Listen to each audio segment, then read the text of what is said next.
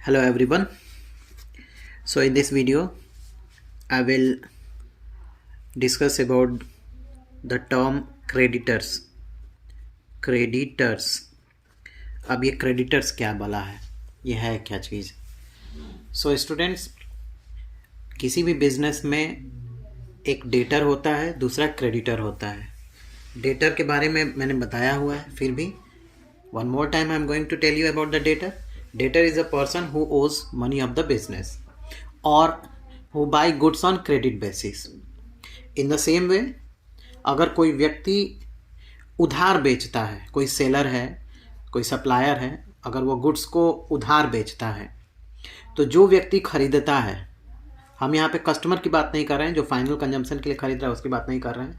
अगर कोई बिजनेसमैन अगर किसी दूसरे बिजनेसमैन से उधार वस्तुओं को खरीदता है, गुड्स को परचेज करता है, तो जो खरीदार होता है वह जो उसकी स्थिति उस सप्लायर के बुक में या फिर उस सेलर के बुक में डेटर की होती है, और बायर के बुक में, क्योंकि बायर भी एक बिजनेसमैन ही है, बायर के बुक में सेलर की स्थिति क्रेडिटर की होती है.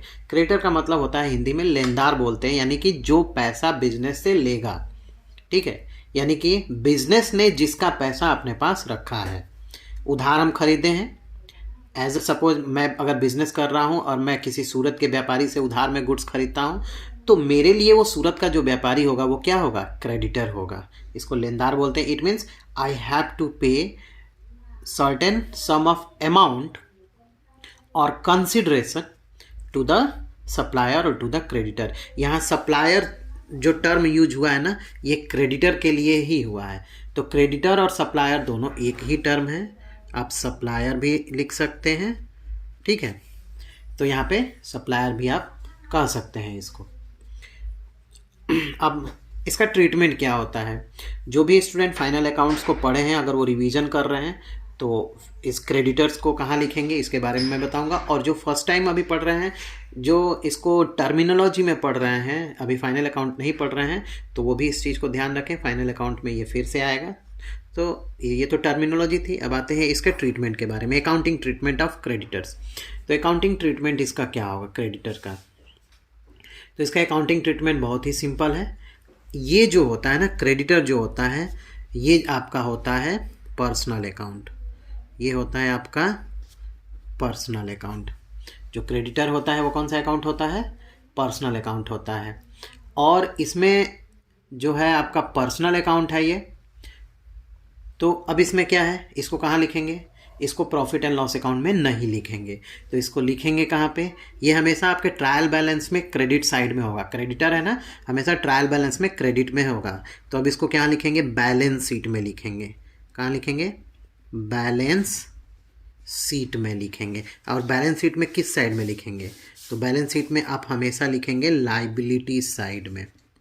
लाइबिलिटी साइड, एसेट्स में नहीं लिखेंगे, क्योंकि ये आपका क्या होता है, ये आपकी लाइबिलिटीज़ होती है. Your firm will pay certain sum of amount to the supplier. तो आप क्रेडिटर्स लिखेंगे कहाँ पे, लाइबिलिटीज साइड में लिखेंगे. जो भी अमाउंट होगा आप यहाँ पे लिख देंगे. क्लियर है. तो ये तो हो गया अकाउंटिंग ट्रीटमेंट हो गया, यानी कि बैलेंस शीट फाइनल अकाउंट में कैसे आप शो करेंगे. और क्रेडिटर क्या होता है वो मैंने बता दिया.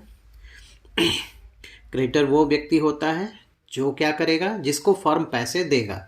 अगर मैं फर्म चला रहा हूँ और मैं उधार में गुड्स खरीदा हूँ इससे, तो मैं इसको पैसा दूंगा. इट मीन्स इसको हम क्या बोलेंगे, क्रेडिटर बोलेंगे या फिर सप्लायर बोलेंगे. आई होप ये आप लोग को समझ में आ गया होगा. अगर कुछ भी प्रॉब्लम हो तो then you may comment there, you may text there in the comment box. If you are new on my channel, kindly do subscribe of my channel and press the bell icon.